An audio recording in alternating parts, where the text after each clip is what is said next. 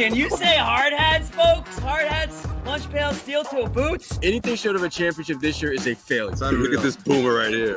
You've just got so much talent here. Somebody said we need to apologize for Jalen. Can I close it, John? What are we apologizing for? What did we say? What did we do?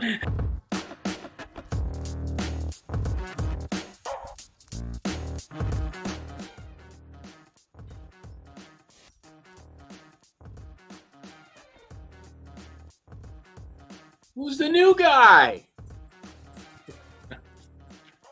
Brought in the big guns, Sherrod. We brought in the big guns, buddy. Big game, big guns. There you go. What's up, Evan? How you doing, brother? Good, man. Good. Life is good, man. 2-1. Rolling here. Yeah. You know what's wild about this rivalry here? And I see some people in the comments section saying that this is not a rivalry. That's nonsense. This is actually, I would argue, Sherrod, maybe the best rivalry in the Eastern Conference right now. Yeah. But I mean, you know what's bizarre about this series? what? Road team wins all the time. Yep. Road team wins all the time. It's been that way forever and a day. I think the Celtics, like the last 4 or 5 years, have some ridiculous 60, 70% winning percentage or something sick like that in Miami.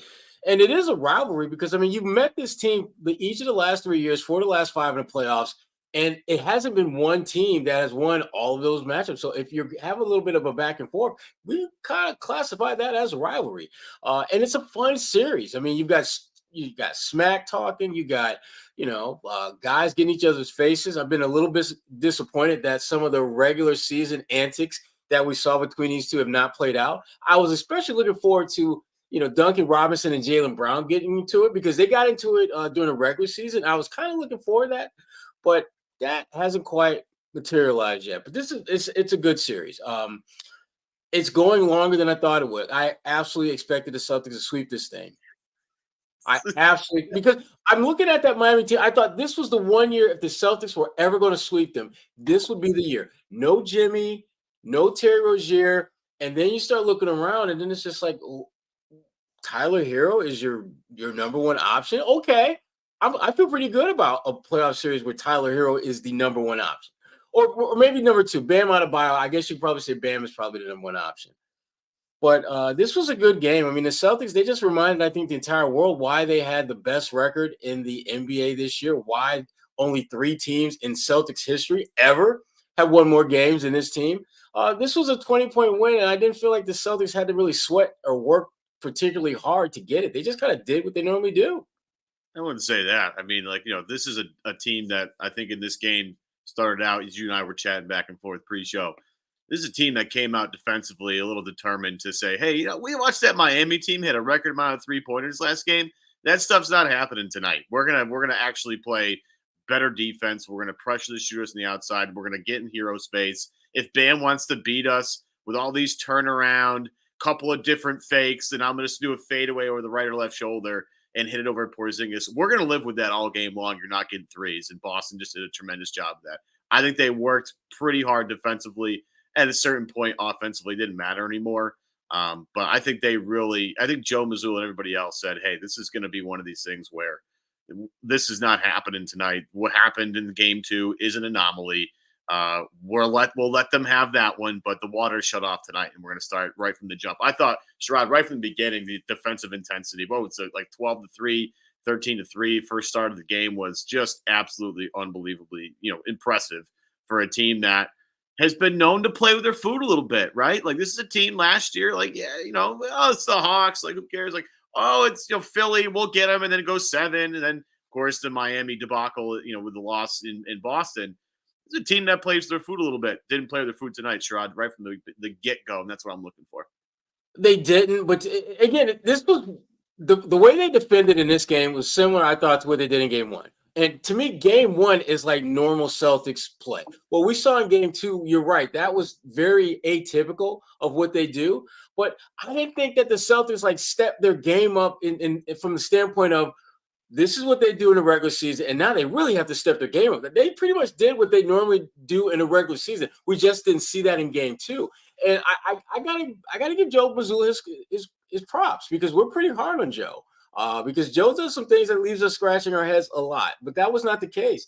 He had a very clear game plan of wanting to be aggressive, be assertive, close out on shooters much better than they did. I thought, but he still has drop coverage that I don't understand why they still do that when, even though Miami doesn't take a lot of threes, which I think is part of the thinking behind that, they typically shoot pretty good. You look at their shooters, most of those guys are in the mid to high 30s, low 40s as three-point shooters. They just don't take that many. The one game they took a ton of them, game 2, they knocked them down, which really shouldn't have been that big a surprise when you look at their overall shooting percentage numbers. But I thought the big difference in this game defensively, to be candid with you, Evan, was that whenever Miami had a little bit of space, the Celtics shut that off quickly. Like before, they would just drop coverage and just kind of let them shoot. Now they were getting in their space the minute they had even the slightest inkling that Tyler Hero or Caleb Martin or any of those guys were looking to shoot, and their ability to close out forced Miami to like, oh crap, we're not going to get any good looks anymore. So we gotta do something else. And Bam Adebayo was the only guy they had that played pretty much the way he played in game 2. Everyone else was significantly weaker and less impactful than they were in game 2. Yeah, no question. And I think what was maddening about the game 2 loss was Boston's a team that has a bunch of perimeter defenders on it, like really good ones. And it just seems a little far-fetched that they would get roasted on the perimeter like that. You know what I mean? Like that's to me, as I have to get rid of this ad currently. That's playing in the background. I apologize, everybody. I was like, where's Evan's guess? Yeah, no, but if you look at like what Miami shot, like Hero 3 of 9, Hawkins 0 of 3, Caleb Martin only took 2, and one of them was awful. Their bench guys, Highsmith 0 for 2, Duncan Robinson only had 1 shot, Patty Mills had 2 just at the end of the game. We're in garbage time at this point, right? So you shut off Miami has turned this particular series. Like game 2 was a math problem. Miami understands they are in the talent pool here. And I'm not trying to say that Miami doesn't have a bunch of professional basketball players on it. They do, but the talent gap is significant. And what Miami is banking on is, look, Boston has a tendency to run cold from 3 in games. Spoelstra adds his little black magic to whatever the heck it is that they do that gets Boston out of rhythm offensively all the time. It combined that with Miami saying, look, if we're going to win this game, we need to hit a lot of threes to do this. And of course, game 2, you have that tonight. Obviously not the case. Boston, of course, let them walk into threes in game 2, which was obnoxious. Here in game 3, those walk-in threes, not quite there. And that's the thing for Miami. It's like, well, if Boston's going to shut off our 3-pointers and we're not hitting them at an outrageous clip, then there's just no chance. And I'm not trying to look, Miami's an impressive program, right? I don't care. Their regular season is garbage. You throw it out. Like as long as they make the playoffs and take them seriously, their program, their culture, their friend, it's impressive what they do. But they're stacked against the wall here. And yeah, letting them get one in Boston, not a shock to me because it's just the way Miami goes. But Boston's going to win this series. Let's get real, everybody. Boston's going to win this thing. Flex their muscle tonight. Tatum, Brown, Porzingis back in the positive column. I thought Derek White hitting some shots, especially in the second half. That was big for them. They big boyed Miami all night. Tyler Hero trying to start something at the end of the game by throwing the ball to against Sam Hauser and trying to start something with Peyton Pritchard. That's hysterical to me. That means you're living rent free in your head right now, and you got to relax. Exactly. I mean, let's be real. The Celtics play 8 players, and you decide as the number 1 or 2 option, depending on how you want to look at Tyler's status. You're going to pick on the 6th or 7th, the 7th and 8th guy. That's what you're going to go at. Not Tatum, not Brown, not Derek White, not Drew Holiday. I mean, there's so many guys that you would get a little bit of props and credit for if you decide to kind of get in their face. Tyler Hero is what I think a lot of people will call a front runner. When he's playing well, he's really good. When he's got to kind of scrap and come back and just bounce back or keep the momentum going, not as good. The Celtics made a point of really making his life difficult. Tatum, I thought, was much more patient. Jalen, whenever they were matched up with him, I thought the Celtics did a much better job of just patiently attacking him as opposed to going for the jugular right away, which is what they're looking for. I thought Joe Mazzulla did a much better job, and the Celtics players in general did a much better job of playing chess when they typically can beat the crap out of you by just being an average checkers player. Miami plays a different brand of basketball from an intellectual standpoint. The stuff that Spoelstra did in game 2, some of the things that he made, some of the matchups that he was looking to create didn't materialize with just one guy matched up against the other. Sometimes he was looking for matchups that when the Celtics try to get rid of this particular matchup, this is the other mismatch they're going to create. He did a lot of that in game 2, and I thought Mazzulla did a much better job of playing Celtics basketball, putting his guys in position where they were dictating what was happening, and that they weren't being reactive. But the big thing with Tyler Hero is that, again, he is an incredibly streaky shooter. When he has it going, he is incredibly difficult to stop. But when he's cold, I mean, he's like middle of nowhere, Siberia cold. Not very good. And this was a game where, again, game 2, he had 14 assists. Tonight he had 2. And he had twice as many turnovers as assists in this game. And when a player of that magnitude, at least on their roster, plays that poorly, you're going to get your ass kicked by 20 points, particularly when you're playing a team like the Celtics, who came in with a little bit more of an edge about them, which they should. This is a business trick. You know, Chris Haynes, a silent reporter for the game, he talked to Tatum, who said that they were eager to get back on the court. They were eager to get on the plane. And, you know, some people would interpret that as, oh, well, South Beach, who the hell wouldn't want to be in South Beach? But Tatum clearly came at this as, we got business to take care of. Let's deal with that. Jaylen Brown, business trip. Al Horford, Peyton Pritchard, who didn't take a single shot in game 2, which I'm still scratching my head what the hell was going on there, was much more aggressive and assertive in this game. Bottom line, the Celtics just played more like the team that only 3 teams in Celtics history have won more games in. They looked so much better in this game. Yeah, they're comfortable. Again, they're comfortable playing in Miami. This team's comfortable playing on the road, especially in Miami. It's to me, again, when you look at the totality of everything, and like I hate to make this about Peyton Pritchard, but I just want to make a Pritchard point very quickly. This Celtics team is better when everybody's getting involved, and it's not just funneling through one player or 2 specific players. I thought it was funny that Van Gundy gave Jalen a little bit of flack for playing a little bit too much one-on-one when Jalen in the right matchups in the post has been a pretty reliably good scorer. But when this team's moving the ball, they're attacking the paint and the ball's moving around, they're really tough to beat. And when they're spreading you out like they do with the 5 out that they have with Porzingis and Horford, they're just hard to guard, especially with the guys that have handled the basketball. I mean, when you have Derek White catching it on the run to the basket, he's hard to stop. And then if you have a help defender down low, guess what? Derek White can make that read. Jason Tatum can make that read. Jaylen Brown's getting a little more comfortable making reads like that. Like if the ball is hitting the paint and spreading out, Boston will kill you for the most part, unless they just have a bad 3-point shooting night. Tonight, you saw a lot of them attacking the paint, and it's interesting to watch like someone like Porzingis try to get going from his little nail or elbow post up spot. But the 3-point shot was really what's really got him going in this game. I thought he looked a little shaky from the mid-range, from the mid-post, but his 3-point shot looked much more comfortable this evening.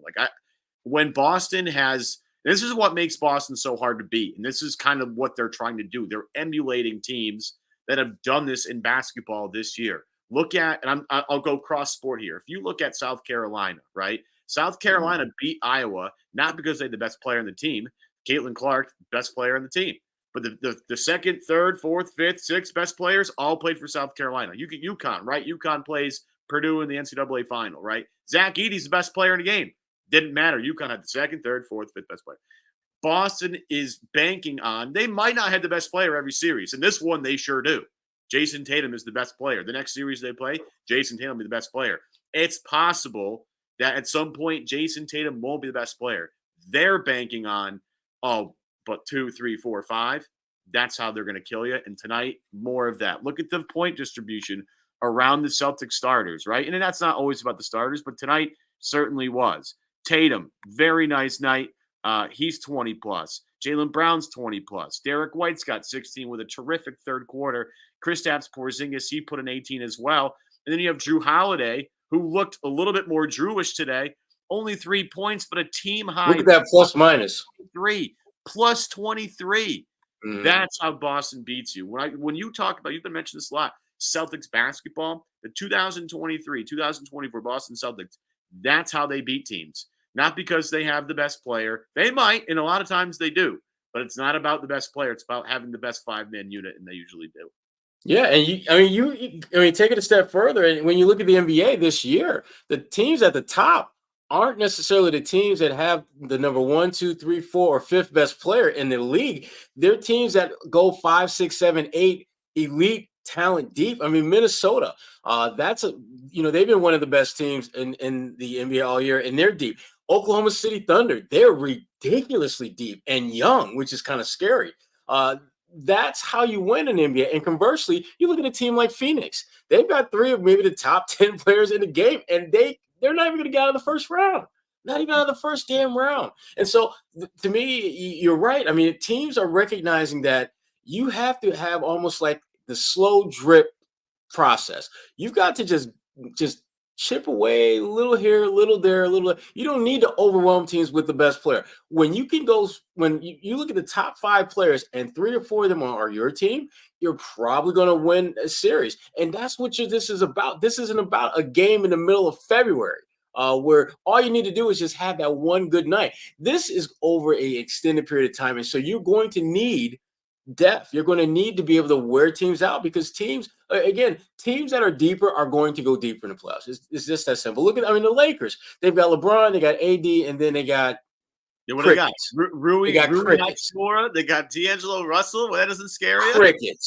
Crickets. We might as well just call it the LA Crickets because after LeBron and AD, that's all they got. Makes more sense than LA Lakers. They don't have any lakes in freaking California. Come on now. Exactly. So I mean, but they're another one of those teams that again very strong in terms of front-loaded talent. But when you start going down their roster, you realize this guy is like their 3rd or 4th best player, but he might barely be in the rotation for like a team like Boston or Minnesota or OKC. And that's how you win. That's why not having Jimmy Butler, not having Terry Rozier is such a devastating blow to them in a playoff series because Miami has shown that they can win without Jimmy. I mean, I think the winning percentage without him and with him is about the same. Maybe one or two. Okay, so I hear that stat. I see that stat. I'm not saying it's the regular season is one thing, and I know where you're going, Evan. I know where you're going. Playoffs, it's a whole different number. Playoffs, it's a different story. Jimmy elevates his playing. I will own that. But overall, they're just as good with him as they are without him. Obviously, he's a different kind of player in the playoffs, and we've seen that. The Celtics have seen that. But let's not act as if the Celtics haven't played him in Miami in the playoffs and beat them. They have. Do they do it all the time? No. Does Jimmy give them a lot of stress? Hell yeah. He's a really good postseason guy. He's built like that. But right now, the Miami Heat, the best thing they've got on that sideline right now is Spoelstra. And whenever your coach is the best thing you got going, that means you're probably not going to go very far because your coach should be part of a collection of talent, not the front and centerpiece of that. So I'm like I said, I thought the Celtics could sweep them because once Terry Rozier and Jimmy Butler were out of the picture, I'm thinking Spo was the best thing they got going. And I miscalculated that Joe would actually, I don't know, tweak things a little bit for game 2. I didn't think he would roll out the same blueprint for game 1 as he had for game 2, knowing that this playoffs is all about adjustments. And I thought Joe made some good adjustments and they got to win. Now, let's hope that Joe doesn't think that, we got the win in game 3. Let's just do the same thing we did in game 3 and game 4. That's not how this playoff thing works. You got to switch it up a little bit. You got to have the ability to anticipate what the other coach is going to do from a personnel standpoint. Like, for example, Patty Mills, end of the game. I would not be surprised if we see Patty Mills in the first quarter. Come on now. Look at Patty Mills. This is Evan. Patty Mills out there, man. Patty Mills is smaller than Pritchard. He's going to get smoked. Listen, hear me out, Evan. Hear me out. Get out of here. Come on now. Patty Mills is not going to win you a game, but Patty Mills can give you a good 3 minutes at his best. And if you don't prepare for him, if you're not anticipating he's going to be out there, your defense is going to be slow to react to a guy who his only job is to make shots. That's literally the only thing they need him to do. He's not going to lock anybody up defensively. He's not going to pass the rock. He's a shooter. If you don't prepare for him, he could easily have a good 90 seconds, 2 minutes where he becomes a problem. Yeah, but that's all I'm saying. 2 minutes, man. They're not going to be for 2 good minutes. You got to play all 48.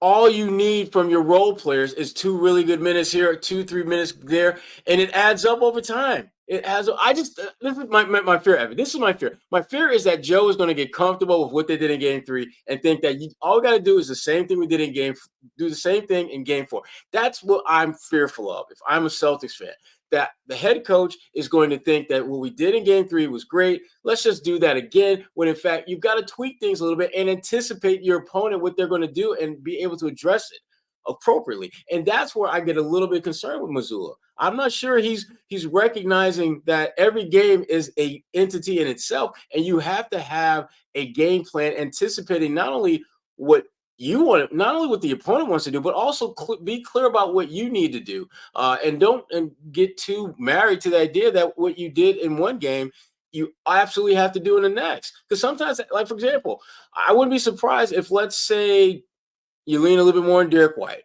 or you find ways to get Porzingis going differently. Something that you did not do in games 1, 2, or 3 that you might want to think about doing in Game 4. How does that look? Does that throw us out of our rhythm? Are we going to be a dramatically different team from a detrimental standpoint as opposed to a beneficial standpoint? Those are some of the things that I worry about with Joe, and partly because it doesn't appear to be a strength of his.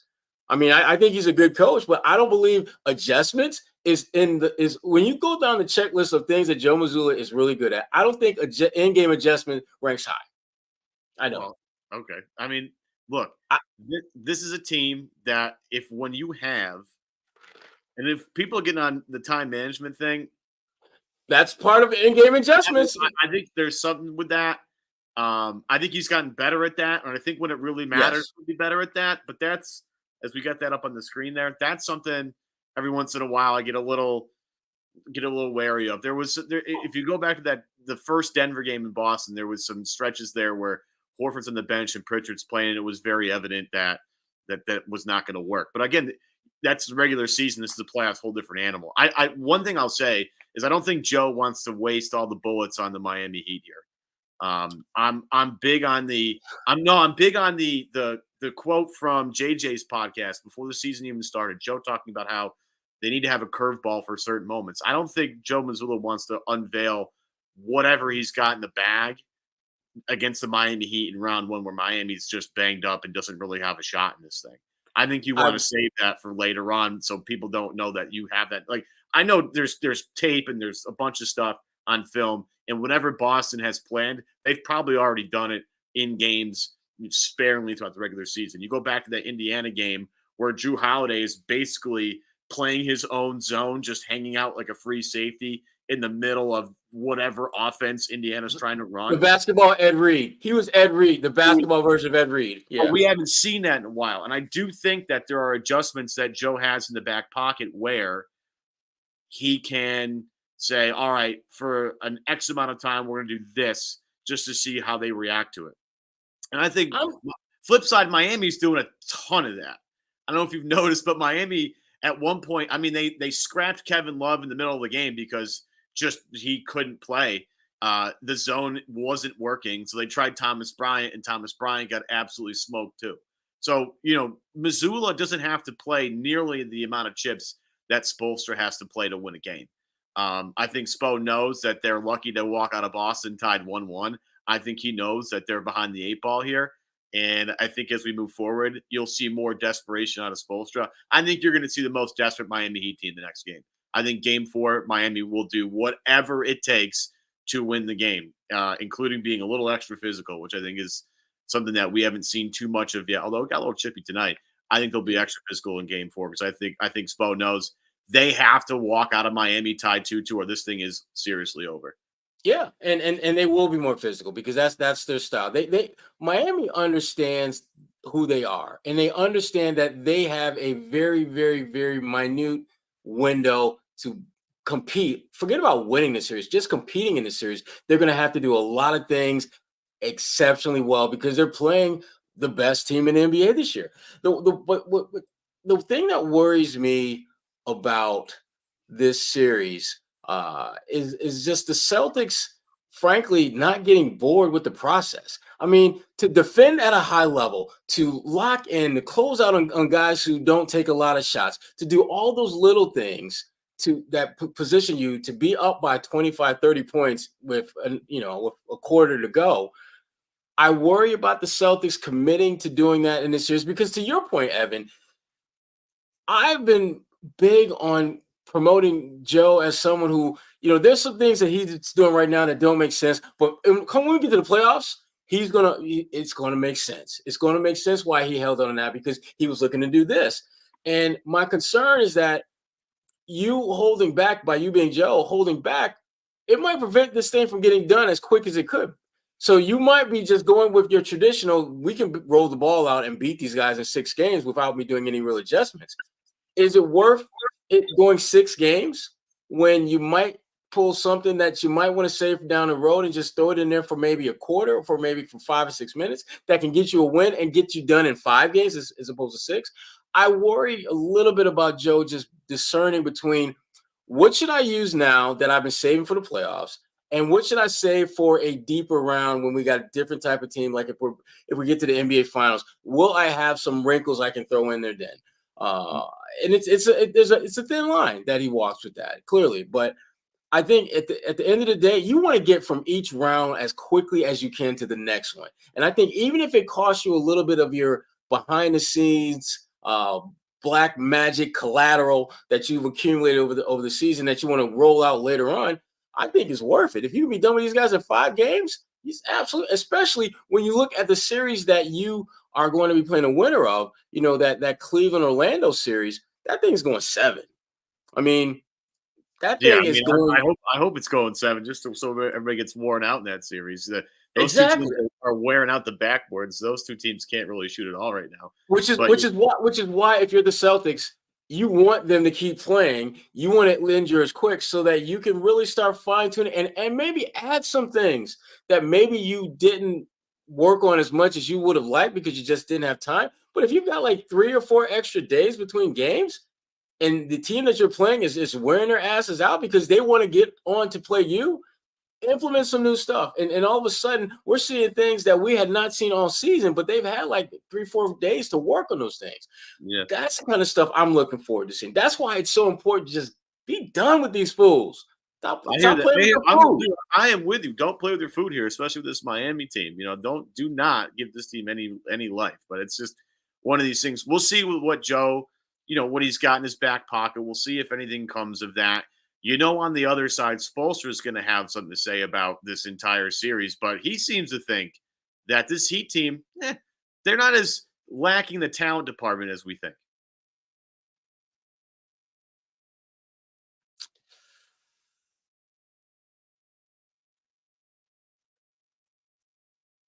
Do we have that bite fired up? That's all right. We're trying to get something moving here in terms of there's a quote. We have enough to get the job done. And we understand the challenge and that's what our competitors love about this series. We know we have to play hard and we also have to play well. But at that point in the second half, we were down, 20. Can I be honest with you right now, Sherrod? That's a man who knows he's lying right there. You see his face?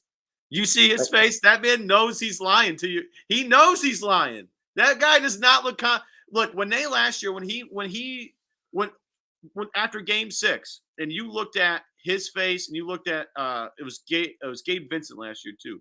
Yep. They asked them, hey, you guys gonna win? You guys gonna win this game 7 in Boston? You're the first team to lose up 3-0. And you looked at them and there was legit confidence there. Yeah. There is no confidence in Spoelstra. No, it's almost like he's saying it to convince himself that we've got enough talent, right, Coach? Right, Coach? Right, Coach? We got enough confidence.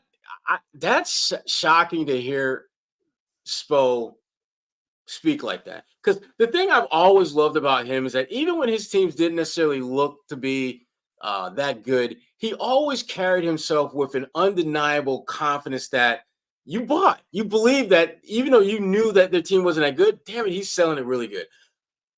I am keeping my wallet in my pocket on this one. There's no way I'm buying this. And after watching the first 3 games, I'm even more convinced that this thing is over because it took Miami having the greatest 3-point shooting game in their franchise's history to beat Boston in Boston. And if we're being honest and candid about it, the Celtics needed basically 3 good minutes of basketball in order to win that game. If they would have had a 3-minute stretch of typical Celtics basketball, they would have won that game. And Miami would have still made all those damn threes, and they would have lost. Right. They would have lost. And so if Porzingis doesn't go 1 for 9 from the field, and Boston doesn't have and Boston had a lot of dumb turnovers in game 2. Right. A lot of just brain fart, not thinking turnovers. That's the other thing about this game that we haven't really touched on was the turnovers by Miami. And some of them forced by Boston, some of them dumb turnovers, which you don't normally see at all with that team. So that's the other thing. Again, like Miami's normally a mentally tough team, plays physical too, and doesn't beat themselves. Miami beat themselves tonight, and Boston also took it to them too. But Miami wasn't doing themselves any favors. It's just, again, you come back to the talent drain. The talent drain is very obvious. Again, I didn't think it was going to be one of these things where, Boston swept them. I thought it was possible, but frankly, I'm just going to tell you right now, this series, again, if Boston wins on Monday night, which I think they're going to, considering their comfortability playing in Miami, this thing is absolutely done. There's absolutely no way I can see Boston winning on Monday and not finishing off in 5 games back home. And it's Miami's in a tough spot because it feeds into the Miami culture / narrative of being scrappy. No one believes in us, and we find a way to compete and all that. But at some point, you're going to look in the mirror, and then you're going to realize they're better than us. They're stronger than us. They're deeper than us. They have more talent. They have home court advantage. We're just basically biding time to our demise. At some point, you're going to realize that. And I have this weird feeling that Eric Spoelstra isn't quite there yet, but he's on that road, trying to say, we've got enough to win this. Coach, that might be the most uninspiring pep talk that you've given the media ever. No one is buying. Exhausted. He looked tired. He looked exhausted. He looked like someone who's been trying to figure out all the ways he can scheme something, and he just looks like he's done. He doesn't look like he's. I mean, that mad scientist that's in the lab, and they've got the crazy ass hair, and they got all the scribbling on the wall, and then they just at one point they realize, I am no closer to finding an answer than I was 17 hours ago. No, I'm screwed. And to be frank, like Boston has some room to get better here. We haven't even really touched. Boston didn't shoot the ball well from 3. They were 11 of 37. Yeah, like less than 30%. The next down. Jalen 0 for 4. Derek White 2 for 7. Tatum 2 for 7. Porzingis is the only guy that had a decent night from 3-point range. Tatum missed 4 free throws, which is insane. Jalen's got to practice free throws. He's starting to really. I mean, he can hit them in spurts, but he also misses them in spurts, and unfortunately. He's missing a lot right now. Boston didn't shoot the ball outrageously well. 48% from the field, 30% from 3, 72% from the line. But Boston's a 50, 40, 80 team.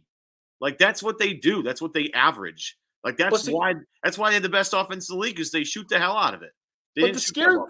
The scary part about this team, though, Evan, is that even though they didn't shoot the ball well and they didn't shoot it from the free throw line, they won by 20.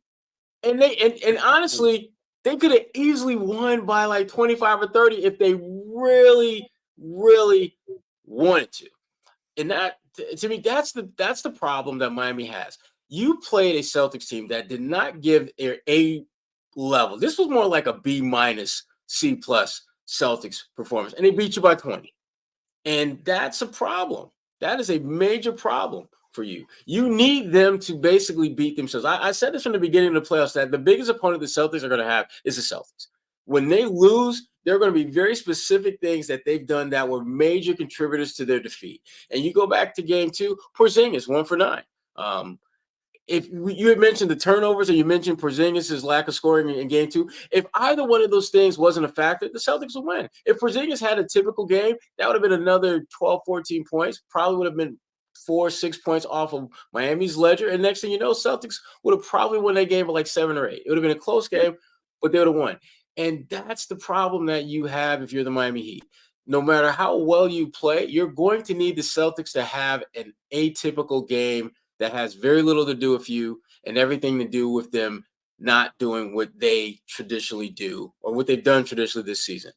And you can't expect that to happen 4 times because that's what you're going to need to win the series. You're going to need them to have basically 4 game 2s. That's what you're going to need in Miami. And that's just not going to happen.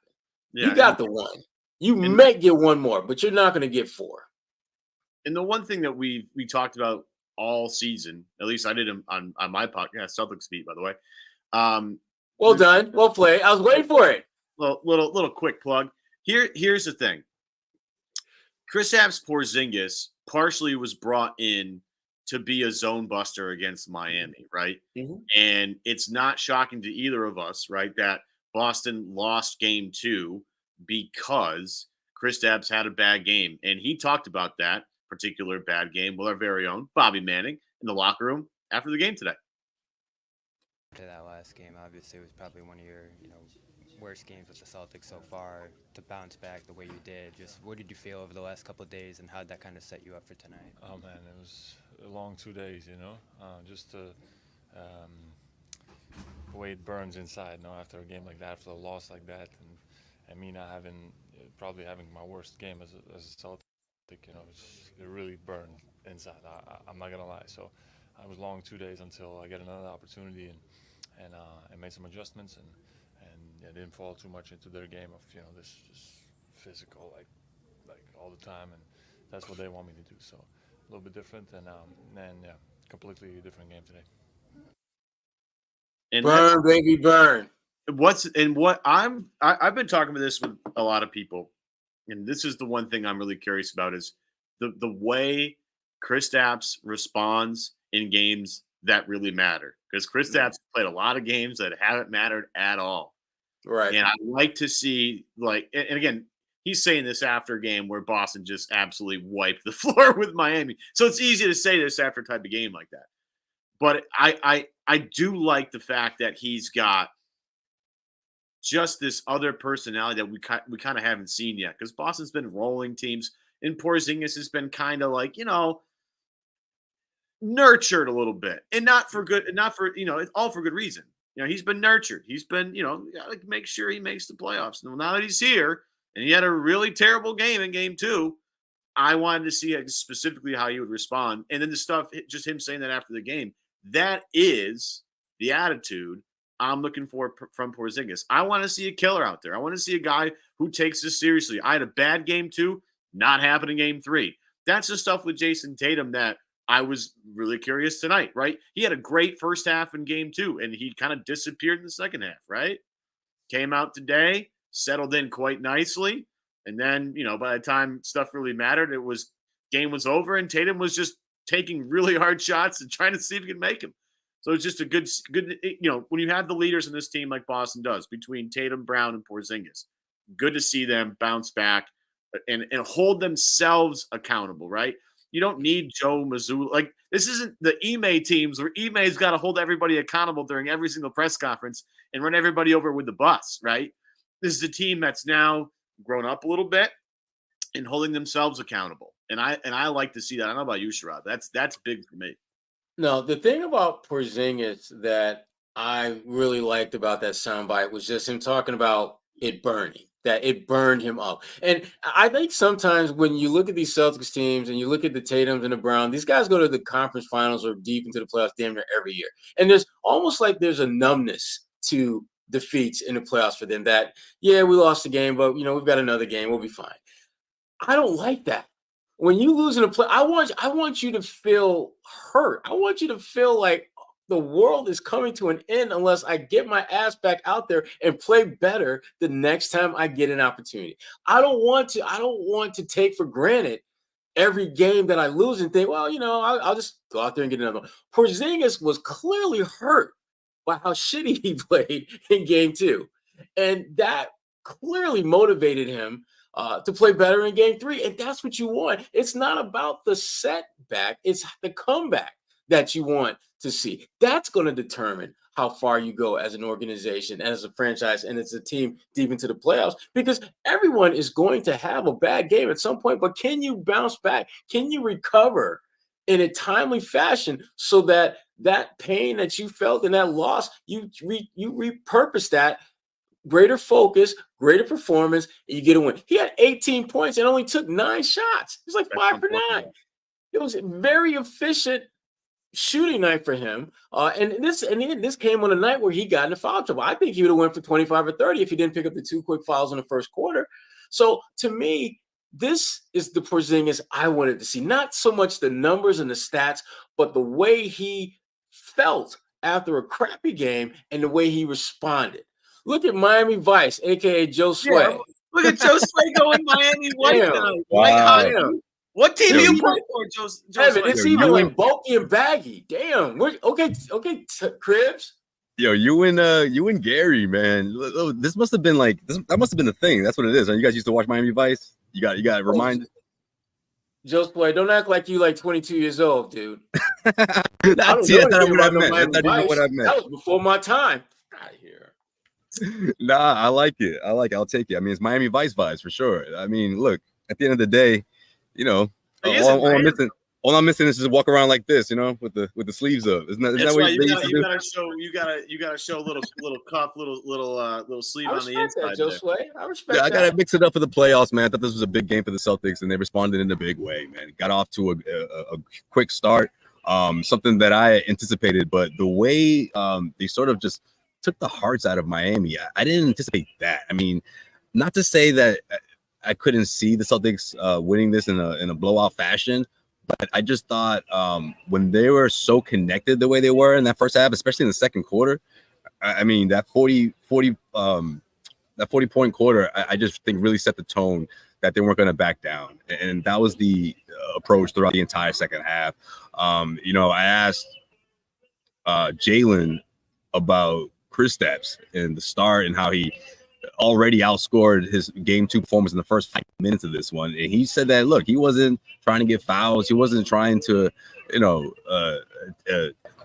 manipulate the officials. He was just balling. He just played. He just focused, and he was locked in from the start. And that's essentially what it took. I thought Bam Adebayo was tough. He tried to be physical with him. I mean, they're all like that, but especially in this game, I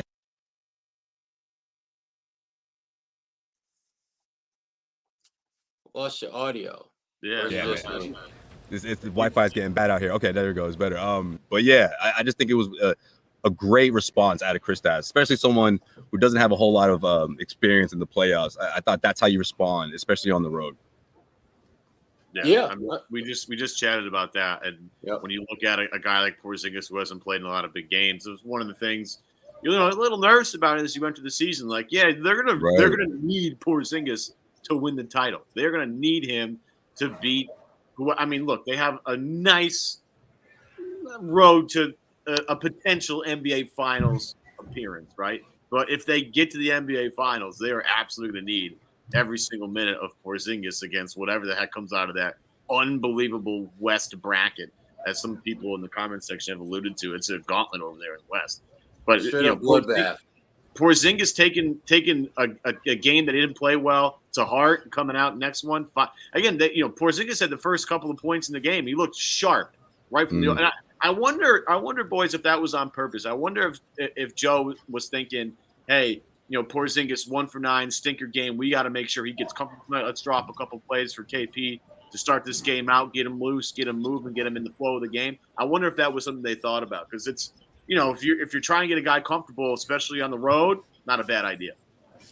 I gotta believe it was something that they certainly kicked around the idea and just kind of basically played the, read the defense and then and just react to that. And I thought they did that. I mean, Tatum and Brown, I thought early on were just seeing if they could seeing what they could do and forcing the defense to react to them, putting Porzingis in a chance where he could get going early. I thought they did a good job of that. And I do think, Evan, it was a conscious effort on the part of Tatum and Brown specifically to try to get Porzingis going because they know that once he gets rolling, they're going to get opportunities to get rolling. And that's the beauty about this Celtics offense is no matter where the starting point is, everyone is going to eat good once somebody starts eating. So everyone is going to feast. And the kid, Nikola Jovic, he had a good game too, but they were not trying to let him, act as if he was like, the defensive player of the year and shut him down again. They made a point of the Celtics made a really good point of going at some of the areas where I thought Miami overachieved in game two and having a little bit welcome back to this place we like to call Earth moments with them. Jovic, he had decent numbers, but he wasn't as good. And Tyler Hero had freaking 14 assists in game two. That should never happen. Maybe in a video game. I don't even know if you can get him 14 assists in a video game. Let alone not even in 2K. That's hard, dude. You're right. Yeah, but this was more real. 2 assists, 4 turnovers. Yeah. Well, they came. I mean, obviously, like you just said, man, the reality kicked in, and it was immediate for the Miami Heat. I mean, what were they like 18% from three, way under 30%, to start. I think the Celtics knew that was going to happen, but for them to pounce defensively the way they did in that first quarter, I thought was super important to come out and set the tone. Drew Holiday was part of that as well. I feel like, I know he didn't have a great offensive performance here, but I felt like he did. He was really tough on defense to start, especially.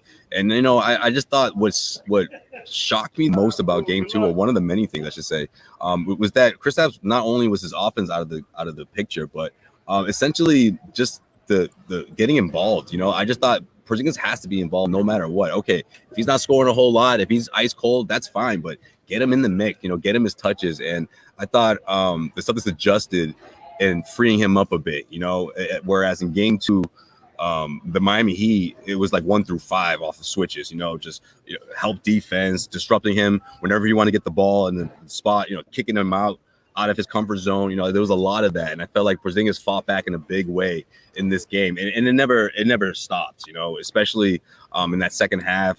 I thought Bam Adebayo got away with a couple pushes there. I don't know if that was on TV or not, but man, like these little off the screens and everything.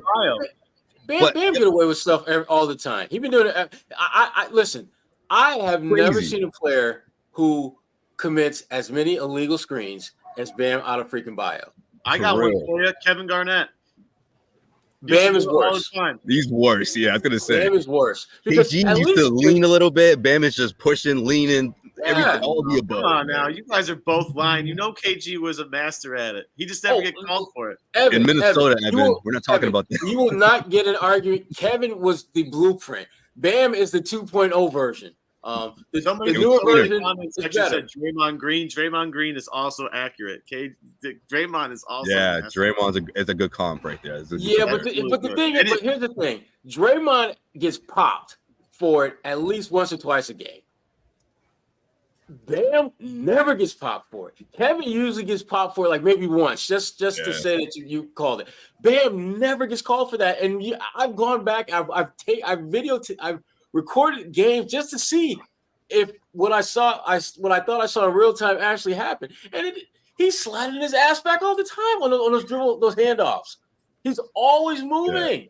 Yeah. But what drives me crazy about it in this series, Sherrod, is like Kristaps is like, I don't want to like, you know what I mean? Like he's not the kind of guy that's gonna. Well, it's a good thing that he doesn't get frustrated, right? But two, like he's not the kind of guy that's gonna be like, hey, Fish, can you please watch this? I mean, he's done it, but he's super polite. He doesn't really get in his feelings much. So I think it's something that the refs just have to start picking up on it, honestly. But I wonder if it happens here in Game 4. I really would be surprised. But I mean, you gotta give props to Kristaps for never getting out of the game mentally. I mean, a double-digit lead helps in that, but he never takes that stuff personally. I think he's been in the league long enough. But Bam's got to stop getting away with this stuff, man.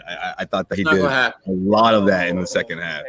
I know you're right, Sherrod. You know, but again, he's never going to get caught for that. I'm telling you, it's never going to be an issue for him.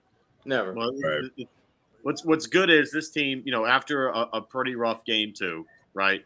They come out firing right from the jump. They get up 27-12 in the first quarter. Give themselves a nice cushion. Give themselves, you know, at least a chance to, you know, as they did wire to wire, lead this thing, but gave them the chance to really just kind of, you know, not play with their food, keep Miami at bay, and say, you know, whatever. What I like about it is the attitude they came out with, and Chris Porzingis talked about after the game whether the game 2 loss was really exactly what this team needed to jumpstart them for game 3.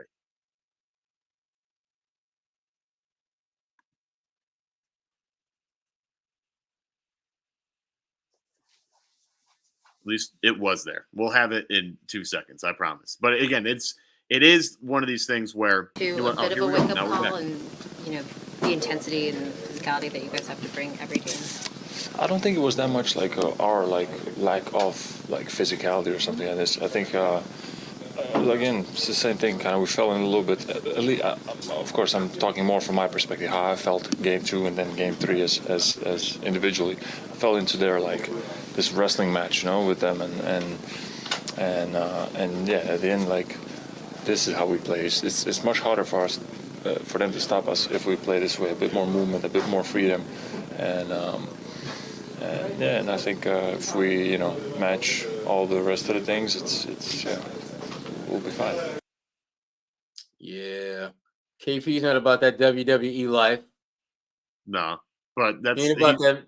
He ain't built for that, though. I mean, yeah. I'll say this, though, being Eastern European, those guys are not soft guys. I'll just tell you that right now. They're not soft dudes, but he's not about, you know, that's what Tyler Hero's for, you know, start stuff. Tyler Hero's about that life for sure.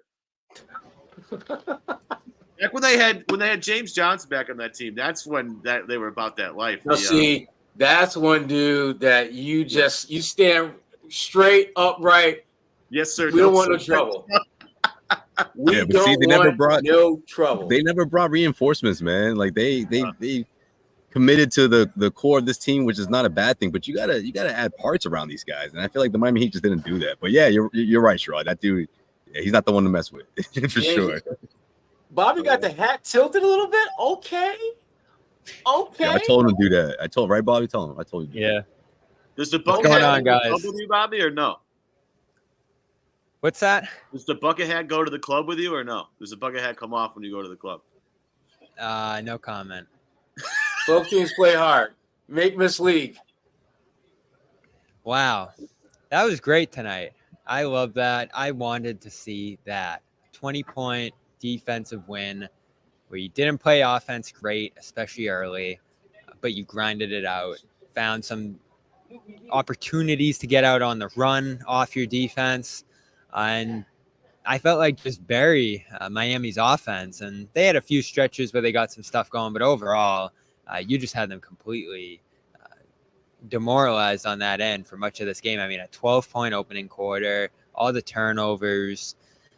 It was great stuff. And then you flatten out their three-point shooting to where they can't even get 33s off after a game where they almost shoot 50. It was good stuff. And part of me was worried, Evan, coming out of the last game, that after the 3-point loss that they suffered there, that they would just be bombs away in this one, trying to get the advantage in that area again. But instead, they recommitted to defense. I felt like a lot of that stemmed from the players. I know Joe was talking a lot about getting back to offensive execution, which they did inconsistently in this one. But this one's about defense. And I keep saying it, this should be a defensive team. Mm-hmm. If they play to their potential in defense every night, they can grind out any win, even the ones where they don't shoot well or play consistent offense.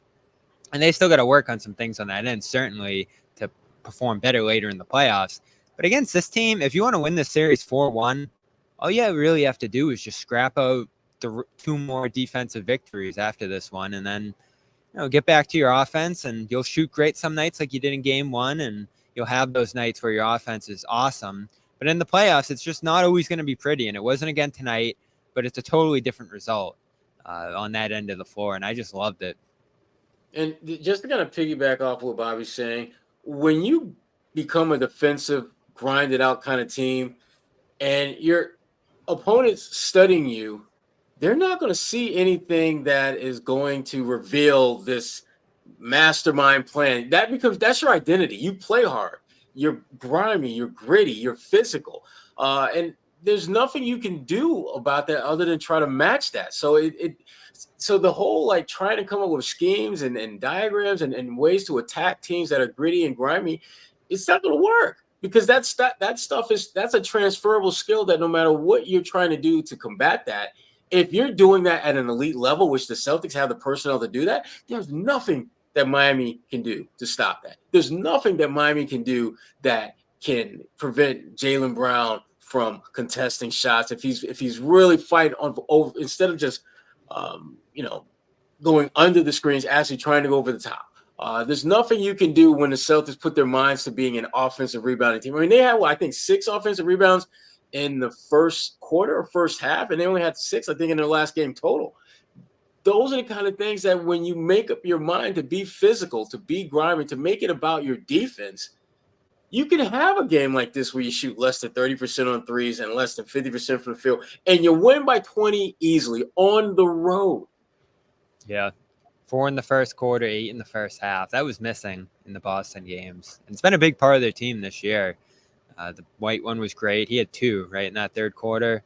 And then Porzingis at one point gets one to go. And they're all emphasizing that part of the game, which, again, on a night where you're shooting, 29% from 3 or whatever they finished, that's their great equalizer offensively, is the offensive rebounding. They have so many guys that can do it. White with 3, Brown with 2.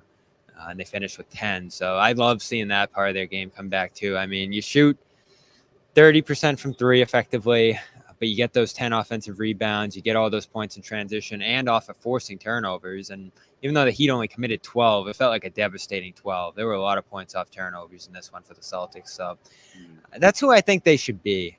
It's not always, they have a bunch of different ways that they can win. But this, to me, feels like they're most reliable of all the different ways that they can do it. And, you're going to be in some series like this. Next round could be like that, whether you see the Cavs or the Magic, both more rugged defensive teams that are going to do some similar stuff to muck up the game. So it's just not always going to go your way on offense. And I know Joe keeps preaching that side, and they want to get to their spacing and do all that stuff, but it's not always going to happen. And you can't just falter defensively like they did last game when that happens. Yeah, and they have the personnel to be excellent on defense. I mean, their net rating in the regular season is historic, halfly because they had the second best defensive team in the league this year. They have elite defensive personnel. 1 through 6 or 5.5 if you want to count Porzingis as like a good rim protector, but not great in space. I'll give you that. But I mean, you have 2 all defensive guards. You have one guy literally, Jrue Holiday, who's on the Team USA team to be an awesome defender. That's literally his main job. Jaylen has done a tremendous job at taking the assignment of the team's best player. Jason Tatum does that most of the other time. Oh, yeah, and then there's just Derek White, who's maybe the best defender of all of them. I don't know. He's maybe the best rim protector on the team. They have the ability. They have the talent. And to Bobby's point, that's what was so frustrating about Game 2. It's like there's no reason why Boston should be getting smoked on the perimeter when 4 of the 5 guys on the floor are Jason Tatum, Jaylen Brown, Jrue Holiday, and Derek White. There's no reason. You have 2 of the best screen navigators in the game on your team, and the 2 other guys are long as hell. So it shouldn't be that happens a lot. I think Boston was like, there's no way they're going to shoot this way through the entire game. Miami just happened to do that. It was a little perplexing. I think we've talked about this a little bit in terms of Joe's lack of adjustment in that game, but you knew that wasn't going to happen in this game. You knew Miami was not going to shoot, the lights out in this one. And Boston, as Bobby alluded to, did a tremendous job creating extra opportunities for themselves, whether it was turnovers or offensive rebounds. And if you're going to shoot poorly from the field, if you get a bunch of offensive rebounds, you turn the ball over, you're going to win. You're just going to win, especially when you just have the talent in that Miami has. They just don't have the horses. There's no way. Right. Yeah, that's right on, Evan. I just also think that when you look at this Heat team and you see them missing out on Jimmy Butler, but Terry Rozier. I mean, just offensive guys that they really need in order to consistently put up big points. They hit over 110 points. Well, they need a lot of those 3-pointers to fall in order to get there, right? And the Celtics to come out here and limit it to almost 80 points. I think that speaks volumes as to where this team or who they could be rather, when everyone is so committed to defense. And I think from the start, 1 through 5, you saw that. You saw also Joe Mazzulla go deeper into his bench in that first half, because I felt like okay, let's keep this going. Let's continue to hold these guys. Limit them. What was it? 36 first half points, 12 points in the first quarter. I mean, like that's devastating stuff. I just think as the game wears on, it's really hard for a team like the Miami Heat, again, shorthanded, 3 shots not falling, to hold their own against a team like the Celtics, where you just have guys 1 through 5 that are just when they put the right effort on both ends. It's just this is the result, in my opinion. 20-point win that we saw, similar to in game 1, but in a different way. And I think that's the part Joe Mazzulla is constantly preaching. It's not always going to look the same, but this team's talented enough to go out there and do it in a different way and still beat the Heat by 20. That's exactly what happened here in game 3. I want to shout out to Brian Stevens in the comment section. 40-point second quarter was everything. That's true. When Bobby talks about the defense, and yes, defensively they need to be a better team, but offensively they can just put up a ton of points, and there's absolutely no shot that Miami can keep up with Boston if they're shooting the lights out. It was over. It was over at halftime, frankly. And I was thrilled about it, to be honest with you. I don't like sweating these out anymore. I don't have enough tequila to just sweat these out anymore. Sherrod's looking. Yeah, I am, and I do, Evan. I do have enough, but I'd rather save that for end of the season, which hopefully will not be coming to an end anytime soon. Right, we got 2 months to go. But yeah, I got a nice little stash. Okay, good to know. What do you got there? Out of curiosity. Bacardi Spice Rum. Well, actually, I'm not gonna say. I'm not gonna say. Say less, Rob. I'm coming through. Say less. No free advertising. As a professor, I think it wouldn't be right for me to get into my watching. But I'm good though. I can just say I'm good. I hear that. No, I hear that. I may or may not have purchased a fresh bottle today. That's all I'm gonna say. Woo! Gotta be ready for that stuff. You just never know. Jimmy brings the hard hats. We like to bring hard liquor. There we go. Here we go. Here we go. No, I do love that. I do love that. That's amazing. But I do believe, boys, we do have a little bit of literature to read at this point, in this particular Story episode. time. Yeah, I do want to take a little time here to tell you today's show is brought to you by Prize Picks, the official daily fantasy sponsor of CLNS Media. March is over, folks. We know that, but we still have tons of things coming up on the sports calendar for everyone to take advantage of, right? We have baseball going on. I know the Red Sox aren't great, but they won big today. That's fantastic. The NFL is now officially done. NHL playoffs are here. NBA playoffs are here. So many things that you can put some money on, and you can win a lot in just as little as 4 correct picks, right? You win 100 times your money with that on America's #1 fantasy sports app. That is Prize Picks. You can play along some cool people too, like Meek Mill. If I beat Meek Mill, I would have bragging rights forever. You can just go to the community plays under the promos tab of the app to view all the entries of some of the biggest names in Prize Picks community every single week. Like Stephen A. Smith's involved with this thing. How could you not love Stephen A. at this point? That's Prize Picks, the daily fantasy sponsor of CLNS. Make sure you download the app today. Use the promo code CLNS, and you get a first deposit match up to $100. Again, download the Prize Picks app today. Use the promo code CLNS for a first deposit match up to $200. But coming off a spectacular win, Celtics now up 2-1, 104-84. Boys, have we talked enough about Game 3? Can we move on to Game 4 and what we're expecting? Oh yeah, What do you that's the think? big one. Do it. What do you got for me? What you got, Bobby? Well, I think Josue and I agreed, talking before the game, that they were going to come out and win this one and win it convincingly. You had to after what happened in Game 2.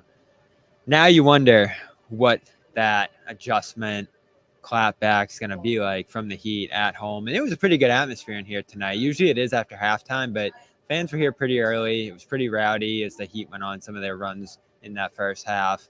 The Celtics responded well. And so are you going to look at a team that's relaxing, up again in the series, doesn't need to play with this level of urgency, and is on the road? And if they lose, whatever, you're going home 2-2. Or are you going to decisively try to put away this series, which I think you need to do? And you look back to that first round series last year, you went one game too many with the Hawks. That was probably a 5-game series that went 6. And it's just that extra wear and tear, minutes, travel, especially going all the way down to Miami, a longer flight, that you don't want to add to the front end of this playoff push. So Monday's crucial because you're going to get a better version of the Heat. DeLon Wright will come back, and they did miss him tonight, I'd assume, right? I guess I don't know when he's going to come back, but maybe come back for that game. They missed him for that one. I'm sure they're going to have some adjustments that they go to. I'm sure they're going to get a ton of threes up again after they weren't able tonight. And do the Celtics let that happen again? Or do they start this game decisively? Tatum, who I feel like hasn't had many quotes that have wowed me, at least in recent months, said something interesting after the game about, yeah, we're going to be the more talented team, but the test for us is going to be, can we beat the tougher, harder playing team? Can we be the team that punches first and doesn't react? That's the test for us. And I said something similar to that after last game. Like, if you don't do all the things that the Heat do, the physicality, the attention to detail, the effort, all that stuff, that can bridge the gap with your talent if you don't do it at all. And then if you do it at a higher level like the Celtics did tonight, I don't know where the Heat's effort was for much of this game. You're going to be winning 20 by 20-30 in this series again here. So you just have to show up in those areas. It's still shocking that they didn't in Game 2. Maybe that's just an anomaly in this series, but you can't do it again Monday, even though you're up in this series again. That's such a critical game because if you go home up 3-1, I know the Heat never quit and they're just going to keep playing, but that could be one of those, Rozier's not coming back, Butler's not coming back. Might be time for summer. So Monday's crucial. I would agree with that. 1, 2, 3 Cancun. Yeah, that would be preferable. A 1-2-3 Cancun game for Game 5 would be absolutely incredible. That way, right, you can get, Miami on there. You can start their vacation a little earlier than normal. I would enjoy. I'll be honest with you, boys. I will take a little extra. Like, I will enjoy if they win Game 4 and get this done in 5. I will enjoy sending Miami home a little more than I would the normal team, considering the bad blood between these teams the last couple of years. That's for sure. Yeah. I mean, the Celtics, the politically correct answer is just getting past the first round is a great thing to do. But no, it means more when it's Miami. I mean, this team has had your number. They talk more smack than pretty much any team that you face in the regular season, postseason. And it just feels better to kick their ass if we're being honest about it. They're like they're the only kid on the block that you tend to see, who's in position to take that next step. Milwaukee's kind of been up and down with Giannis. When he's healthy, they're really good. When he's not, they're not that good. It means more, I think, to the Celtics to put away Miami because this team has robbed you of at least one and maybe even 2 trips getting to the NBA Finals. There's a part of you, the Celtics, that has to believe that you may have won an NBA title if it wasn't for the Miami Heat, an additional title. And you don't want to let this opportunity slip away because this is the best team that you've had in a regular season. Not only did you dominate the league, you dominated Miami. Miami is still, they didn't win a single game against you in the regular season. So, yeah, it does mean a little bit more to put that ass away, to put them away. Absolutely. Absolutely. Yeah, especially in the first round, man. That's the part that would be satisfying for sure. I mean, look, the Celtics almost made history last year. You know, if Jason Tatum doesn't go down, you can do all the ifs and that and all if you want. But if you're the Celtics, it's like, man, we beat these guys 3 times in a row in the Eastern Conference Finals, you know, and here we are again, meeting these guys. They're standing in our way. And yeah, absolutely, Sherrod, they should feel that way. Like you just said, I mean, they stopped you from going back to the finals. They stopped you from that experience once more that maybe puts you over the hump, or maybe getting back there last year positions you to get back there this year even better. I mean, again, the what ifs can go on and on, but either way, Miami Heat were that team that stood in your way. And the rivalry and, you know, doing it the way you can do it now without Jimmy Butler, whatever. Like if I'm the Celtics, you have to embrace all of that, and especially with Kristaps and Drew in the picture now. Like there's such a better team all around, if you ask me, compared to last year, and that's why you asked Jalen about last year's team. He's like, we're on to this year. Like that's so far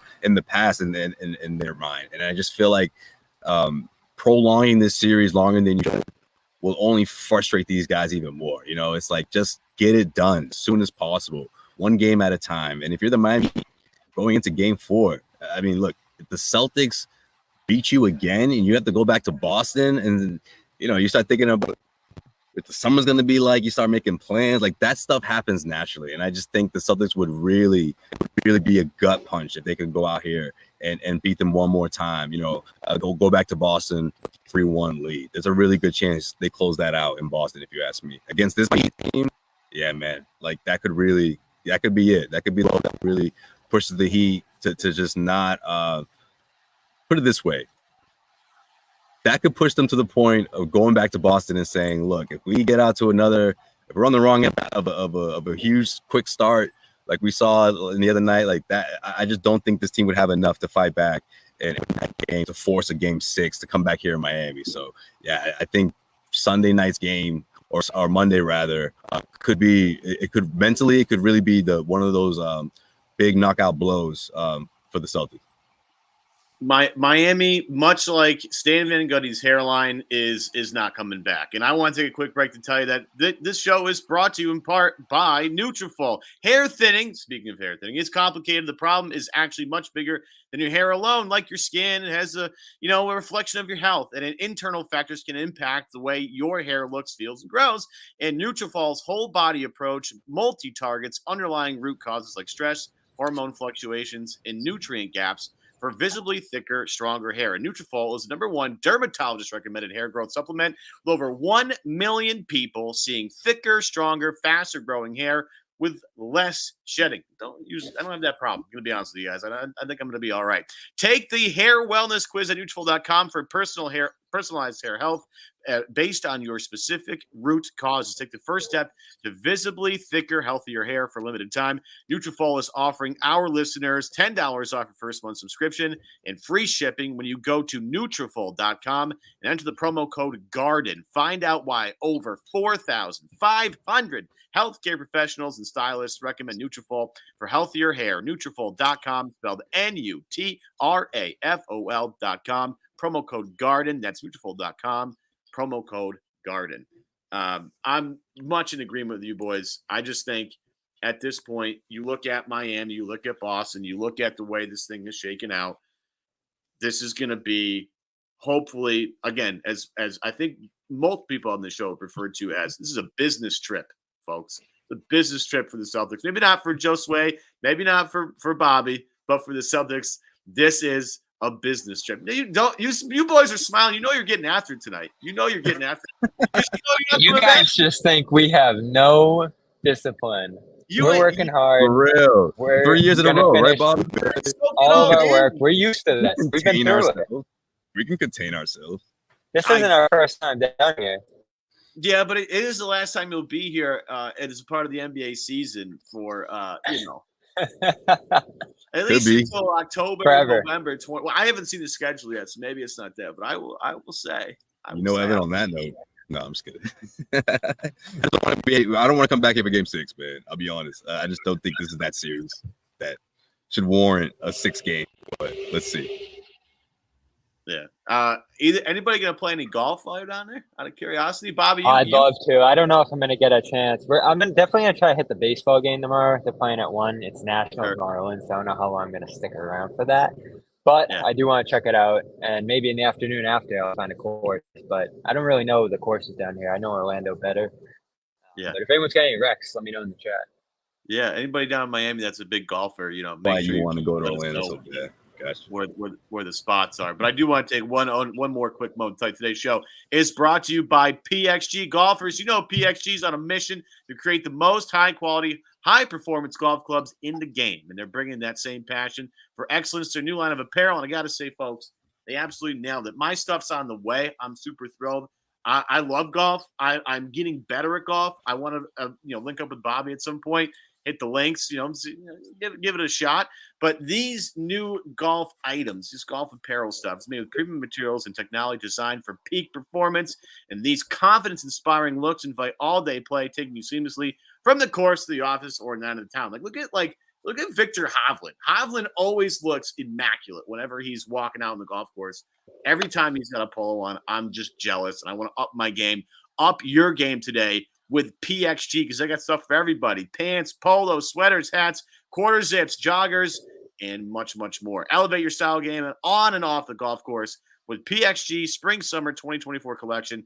Head over to pxg.com/Garden Report. Use the code Garden Report to check out and save 10% on all apparel. It's pxg.com/Garden Report. Code Garden Report to save 10% on apparel. But seriously, boys, none of you are getting anything weird tonight. I would have a good time with that. I'm going to be honest with you. I would have a good time with that. And speaking of having a good time, John Zannis is having a good time. We have to tell the whole world. Jesus. What sport are we doing here? It's called work. It's called doing work as a host, John. You should try it sometime. What sport are we doing here? I did at least 4.5 hours of draft coverage today. I didn't like it. The new guy. Let me toss you a log right away, John. The reason Evan doesn't do more shows. The reason Evan doesn't do more shows, by the way, is because you'd be clamoring for him to be the full-time host. So I have to limit his appearances. Yeah, it's a pinch hit, folks. I just want to say, Zannis, you must be exhausted, my man. We're good. Fill us in. What happened tonight? I don't want to interrupt the conversation. I just wanted to say hi and hang out for a little bit. We're currently at the point where Boston won by 20. It's a tremendous game. All I'm saying is they came a little more focused, and we've gone through everything to the point where I just want to know where Josue and Bobby are hanging out tonight, because Josue looks like he's ready for the yacht, and Bobby's is Gilligan over here with the bucket. Rocket and Tubbs, baby. We got there we go. I'm Miami Vice a little bit. Gary calls us Romeo and Bullethead, if anyone gets that reference. Romeo and Bullethead so they did good tonight. Is that what I'm to understand? You got me on They that. did good. I don't know if they totally absolved themselves, John, but they leaned into defense, and I'm glad they went in that direction. The offense wasn't great tonight. They shot pretty poorly. They started slow. Each three of Luke Cornett's minutes. I want to know about those. Well, we won the game. That's the first Luke reference. You. Oh, he got to 5. When I there. last checked the box score, he was at 3. And Bobby, they did some garbage time at the end. Bobby was ready for a massive victory lap, right? Why weren't you going to go there? Hey, he didn't do anything, but he did get in the game, so they wanted to see what it looked like. They wanted to try it, and they saw pretty quickly that was in the move tonight. So fair enough, but he's in the rotation, even if it's just 3 minutes. And the game's won by 20. Yep. You guys did it, not me. I figured someone had to. If a real quick synopsis, even though they shot the ball terribly, they played much better defense. John, I think you'd be a little bit more pleased at the adjustments the team collectively made guarding the perimeter. And even though they shot the ball terribly, they got a lot of offensive rebounds, forced Miami into a lot of dumb turnovers, and the game was over after half. So that's my question. Was it limiting the shots? Because I saw Miami had only 28 threes. Obviously, they shot them poorly to begin with. Was that because Boston defended the perimeter better? Or was that because Miami was like, we're not going to be able to do it 2 times in a row. Let's go back to a different strategy and try to attack the paint. Like, did Boston run them off the line? Were they better on the switches? Were they pressuring the ball more? Like, how did that come about? Yeah, they turned up the heat big time. They even got into a full court press in that because there was so much space last game, right? I mean, it wasn't just on the threes. It was just letting them walk up the court and get into whatever they wanted and everybody just playing back. So that was better? Much better. Yeah. And you don't have great ball handlers on that Heat side. When they make it comfortable for a guy like Hero, he can have that 14 assist game he did in game 2. But when you turn up the heat and pressure those guys a little bit, it will force 12 turnovers. And again, that's not a big number. But the amount of points they created off of that were impactful in this game. And probably, 24-4 in the end off turnovers. I mean, that's the whole game right there.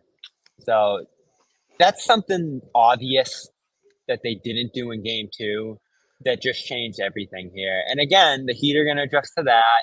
And what are you going to do in game 4, which is probably going to be much more contested? But you took away their threes. You took away their freedom of movement offensively. And some good efforts across the perimeter in that regard. And then they were able to just kind of shuffle guys into Porzingis at the rim, who's mostly down there for this game as well. So it was just a great effort on that end. That was Joe's big thing after the game, is they didn't switch up the scheme in any major way or put in any changes per se. It was a lot more about effort and just attention to detail out there. And he got killed after game 2, rightfully so, to quote Marcus Smart. But it was about efforts too. The players, I think, just failed with the efforts in that game too, as much as Joe did with the adjustments on the fly. So I think the players deserved a lot of heat for that, and they all responded in turn in this game. So what does Miami do to adjust, or did they do the one thing that can get them the one W, and that's basically it? But that's what I mean. Is like they got to get the threes and they got to shoot them at 50%. Is that the only formula for them to win this series, Evan? Yep, it's a math problem. Said it as I said on Celtics Beat. It's a math problem.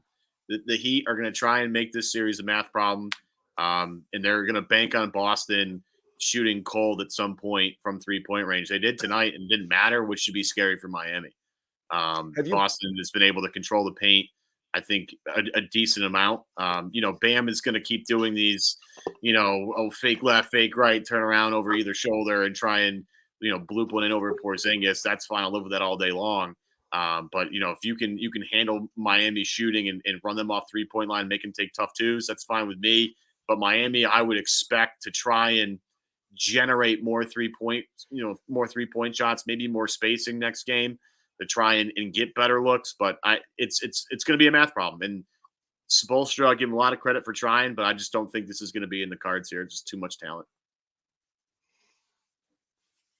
No way. Hey, I didn't watch the game. You guys keep talking. I'm just hearing. Kind of wild cards going to throw out there. Here as a passenger. See Spoelstra just doing something that we haven't seen yet. So I wonder what that looks like. But if the Celtics stay true to who they are, and being that that team that wants it more, I think that's a big difference compared to in contrast to what we saw in game 2. Miami just wanted that one more, and I feel like this one, from start to finish, you got the sense that not only did they want it more, the effort was there, but the connectivity, between all the players and Joe going deeper into his bench. I think that was good. Especially for a playoff team on the road, just trying to show that they're the better team. And that's what you do when a series is tied 1-1, and you want to send that message. They did that in a big way tonight. I wonder if you'll see more. There's been a lot of doubling of Jaylen Brown as soon as he gets the ball and as soon as he puts the ball on the floor. I've been noticing that they're trying to speed Jaylen up a little bit to create turnovers, and that really hasn't happened that much. I wonder if they'll try and up the ball pressure a little bit more. That was the one thing I noticed early that worked for them in this one, is they are trying to force him to shoot, not like the Warriors did, where they're leaving him wide open. But they're willing to put him on Hero in some of those mismatches and hope that he just shoots himself out of the game. And he almost did early with that 0-for-4 start. So that's something that worked for them in this game. They're clearly defending well. I still think they disrupted Boston at parts of this game and forced them to, call a timeout or just regroup. The bench units I felt like were huge in this game for them. That's something that the Heat can't match because they just don't have the bodies. I mean, again, no one's going to say DeLon Wright decided this game, but when you're down that many guys and you lose another guy and they don't trust Kevin Love and there's a tipping point. Bryant's on that rotation and Patty Mills can't play, you run out of bodies. And I felt like the Heat ran out of bodies tonight. So if Wright's out again on Monday, they're done. I just don't think they have enough guys. And there's only so many adjustments and gimmicks you can try at that point, and you hate to rule them out. But if the Celtics take this seriously and they go all in on defense with their effort and intensity, I just don't see the Heat being able to score with them. And that's still what's so disappointing about Game 2 is that they just didn't as play Evan defense. said, math. Yeah, it's just math. They can't keep up. They can't generate enough offense. But let me ask you this: with the Celtics guys, for the guys in the locker room, it's always the thing that comes next with them, right? Like, great, they play like the best team you've ever seen. 86 Celtics, whatever, flawless basketball, and then they come out and lay an egg in another game. Then they come back out and they're like, oh no, let's get serious. It's always what's next. You get the feeling like this is the 1 in 10 game 2, or that there's a chance of a repeat as well. Because honestly, during the regular season, they would wash these away pretty quick. Almost every abomination was followed by like a 7-game win streak. So like we'd get all up in a lather about it, get all hot and bothered, and then they just put it behind them. You get the sense that like that was the only wake-up call they needed, the Game 2 stinker, and that's it. Like this is over. Is it over? I mean, I think so, but hell yeah, over. It's a wrap. It's a wrap. Can't do it. I don't know when it's going to happen, Game 4, Game 5, but I had the series going 6. I just don't see the Heat losing 3 straight. I don't know how they're going to do it.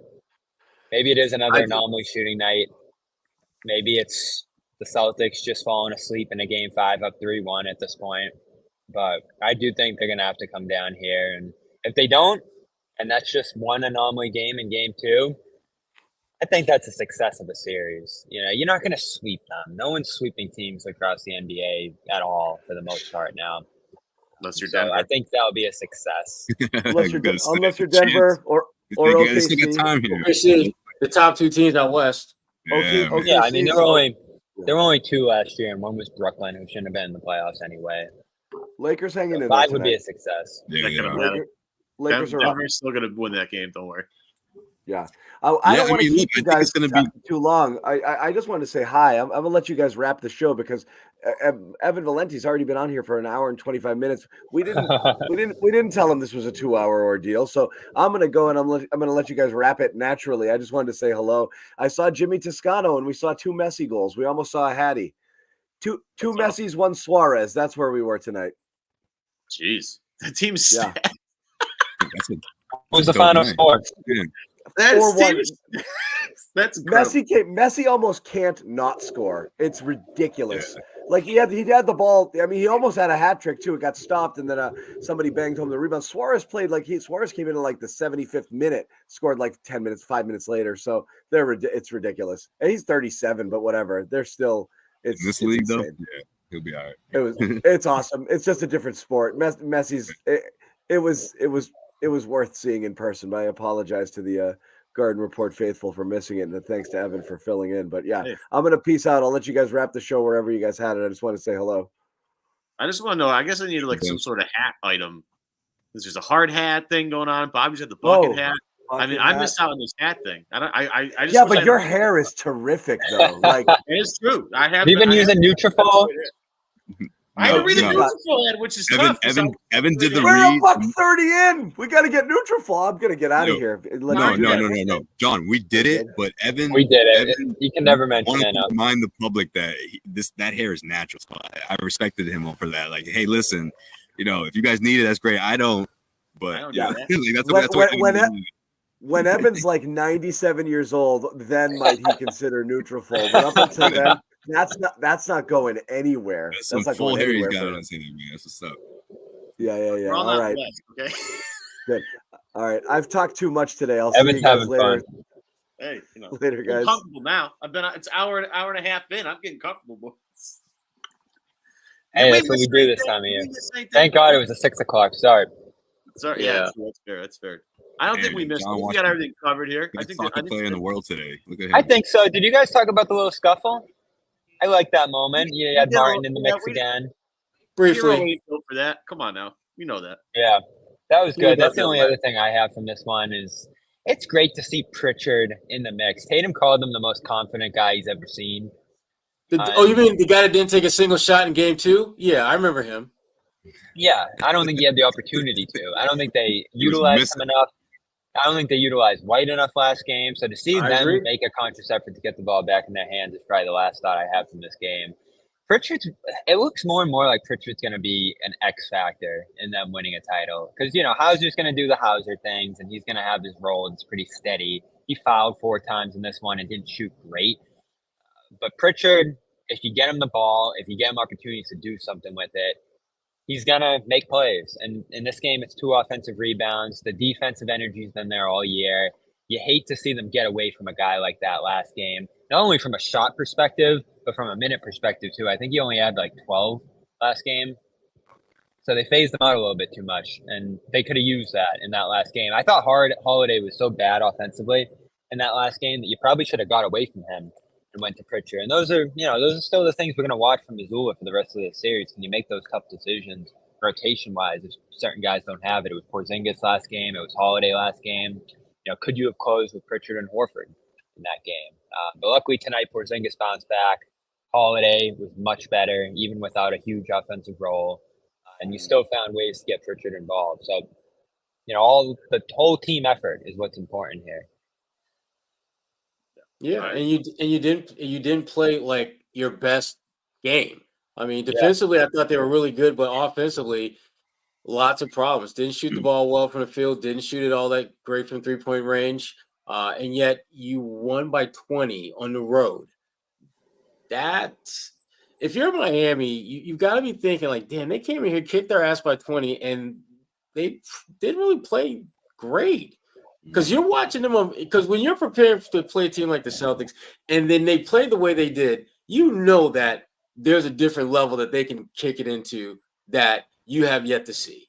The Celtics haven't really had one of those games where they were clicking at both ends of the floor. And if you're Miami, that's a little scary because when that happens, that's when you get the 50 burger. That's when you get. I was going to say he's due, Sherrod. If the Celtics have a game where the offense and defense is clicking, then Miami, you pull out the white flag. It's a wrap. You're done. Bye-bye. Yeah, I think you will see a very desperate Miami Heat team on Monday night. Well, no, when you bring up the 50 burger, Sherrod, I'm thinking to myself, you haven't seen the best version of the Celtics yet, but you also haven't seen the best of Tatum or Jalen. I mean, either one of these guys could go off for, 40, 45 points, whatever the case may be. And I think that's something that might happen in the next couple of games, and not only should that be enough in my opinion, but I think it would be great to see one of those guys just have sort of a signature performance from this series because that's how talented they are, obviously, but also it'll show me that, they're ready to put this team away for good, and I think the whole team put up an effort in this game that gave you the sense that they wanted more, like I said earlier. But I just think guys like Tatum and Jalen, it's like coming up, you guys see that as well.